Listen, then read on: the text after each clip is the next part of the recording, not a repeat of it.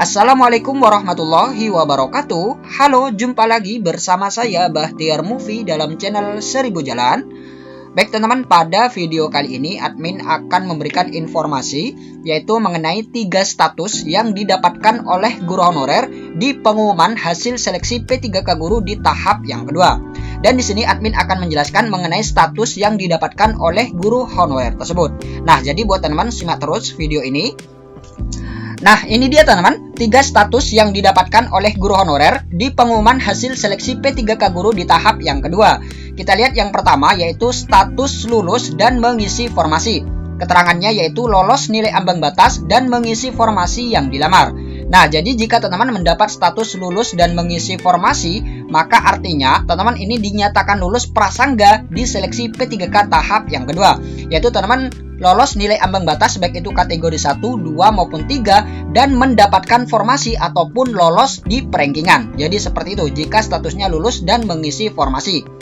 Kemudian langkah selanjutnya adalah teman-teman ini menunggu pengumuman pascasangga. Nah, jadi ini kan masih pengumuman prasangga. Jadi masih belum pengumuman final. Jadi teman-teman tinggal menunggu saja pengumuman pascasangga. Jika nantinya pada pengumuman pascasangga tetap dinyatakan lulus, maka teman-teman ini sudah resmi dinyatakan lulus. Dan langkah selanjutnya teman-teman tinggal menunggu info pemberkasan usul penetapan nomor induk P3K. Jadi seperti itu.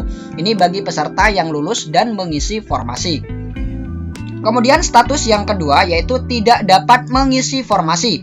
Artinya yaitu lolos nilai ambang batas tapi tidak mendapat formasi yang dilamar atau kalah perankingan.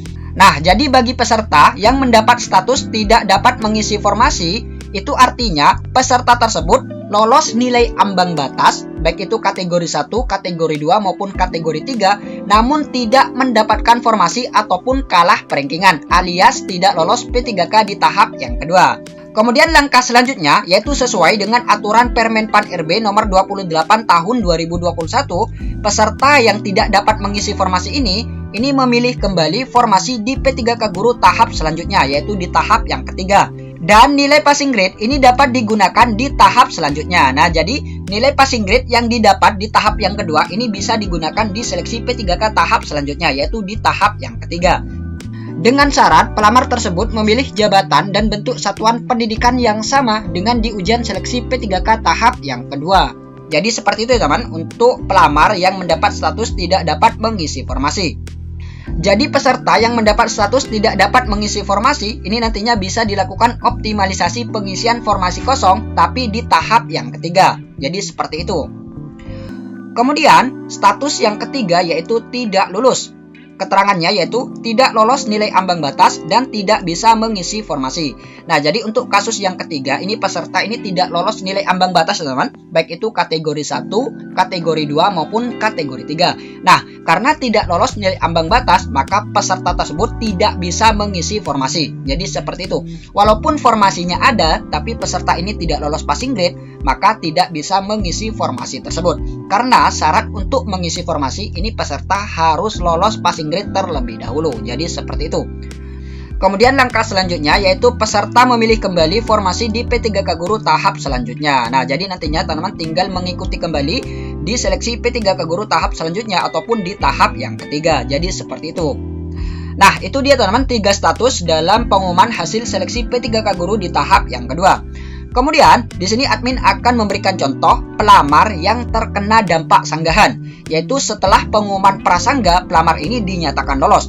Namun, setelah pengumuman pascasangga, pelamar ini dinyatakan tidak lolos karena ada pelamar yang melakukan sanggahan dan sanggahan itu diterima. Jadi berakibat pada perubahan kelulusan. Nah, di sini admin akan memberikan contoh sesuai dengan yang terjadi di seleksi P3K tahap yang pertama. Nah, ini dia teman, ini adalah salah satu sekolah teman, ada salah satu sekolah yaitu pengumuman prasangga. Nah, di sini admin tidak menyebutkan sekolahnya dan juga admin tidak menyebutkan nama pesertanya. Jadi admin fokus ke kode dari kelolosan ini. Nah, jadi di sekolah ini ada 2 formasi ya teman, ada 2 formasi dan ada 1 guru honorer induk yang mengajar di sekolah ini yaitu dengan kode X. Nah, jadi otomatis guru honorer dengan kode X ini akan mengunci satu formasi di SDN ini. Nah, jadi ini kan dua formasi, yaitu satu formasi dan satu lagi formasi. Nah, jadi ada dua formasi. Nah, satu formasi ini sudah dikunci oleh guru honorer dengan kode X, yaitu guru honorer induk. Jadi ini sudah tidak bisa diisi oleh guru honorer dari sekolah lain. Nah, jadi tinggal satu formasi ini yang akan diperebutkan oleh guru honorer dari sekolah lain, yaitu dengan kode Y, dan Y. Nah, jadi ada 3 guru honorer ya teman. Jadi satu formasi ini akan diperebutkan oleh 3 guru honorer ini. Jadi seperti itu. Dan setelah mengikuti ujian seleksi P3K tahap pertama, ternyata guru honorer induk ini dinyatakan tidak lolos ya teman. Dinyatakan tidak lolos dengan kode XTL, yaitu nilai teknisnya ini tidak memenuhi passing grade ya teman, 245. Jadi tidak memenuhi nilai ambang batas. Walaupun manajerial, sosiokultural, dan wawancara ini memenuhi, tapi karena teknisnya tidak memenuhi, maka dinyatakan tidak lolos. Jadi seperti itu. Dan ketika guru induk ini tidak lolos, maka formasi yang milik guru honorer induk ini tidak bisa diisi oleh guru honorer dari sekolah lain. Jadi seperti itu ya teman. Jadi seperti itu prioritas bagi guru honorer yang mengunci.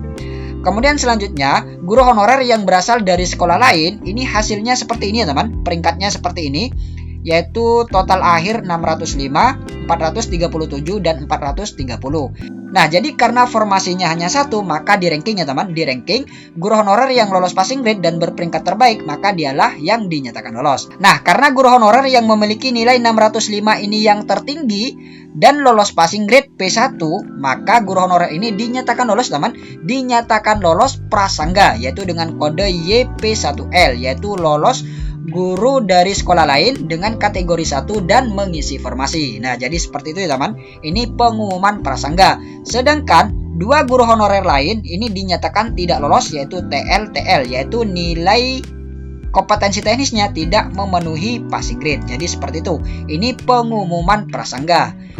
Nah, setelah pengumuman prasangga, maka selanjutnya ini ada masa sangga, yaitu masa di mana pelamar ini bisa menyangga ya teman, bisa menyangga, yaitu kesalahan yang berasal dari panitia. Nah, masa sangga tersebut ini dipergunakan teman, dipergunakan sebaik mungkin oleh dua guru honorer ini, yaitu oleh dua guru honorer dengan kode YTL.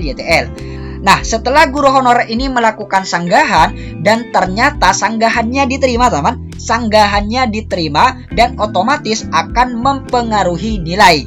Nah, jadi seperti itu ya teman. Karena sanggahannya diterima, maka otomatis akan mempengaruhi nilai. Nah, jadi ketika sanggahan diterima, maka otomatis nilainya ini lebih tinggi ya teman, lebih tinggi dari 605 ini. Jadi otomatis yang 605 ini turun peringkat jadi peringkat ketiga. Nah, jadi seperti itu ya teman. Kita lihat di sini. Nah, ini dia teman, pengumuman pasca sangga, yaitu pengumuman setelah masa sangga. Dan ini terjadi perubahan ya teman, terjadi pergeseran peringkat. Nah, kita lihat di sini teman, yang semula pelamar dengan nilai 605 ini kan dinyatakan lolos ya teman. Pertama ini dinyatakan lolos di peringkat yang kedua. Nah, karena guru honorer ini, guru honorer yang semula ini ada di peringkat paling bawah, kemudian dia mengajukan sangga dan sanggahannya diterima, yaitu dia mengajukan sanggahan sertifikat pendidik yang tidak dihitung.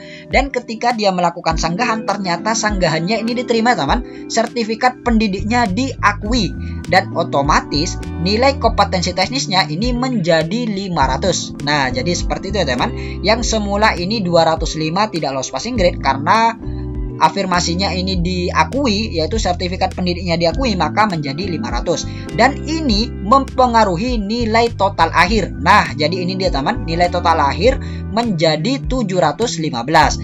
Nah, jadi otomatis pelamar yang mendapat nilai 605 ini tergeser oleh guru honorer yang mendapat nilai 715. Nah, jadi kode kelulusannya berubah ya teman, berubah. Yang semula yaitu kodenya YTL kemudian menjadi YP1L, yaitu lolos dengan kategori 1 dan mengisi formasi.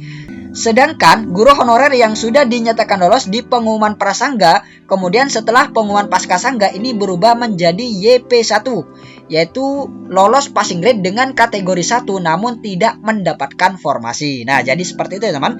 Jadi ada perubahan kelolosan. Yang semula tidak lolos menjadi lolos, dan yang semula lolos ini menjadi tidak lolos. Jadi seperti itu. Baik teman-teman, itulah pembahasan admin terkait perubahan kelolosan setelah pengumuman pasca Sangga seleksi P3K tahap yang pertama. Semoga video ini bermanfaat. Wassalamualaikum warahmatullahi wabarakatuh.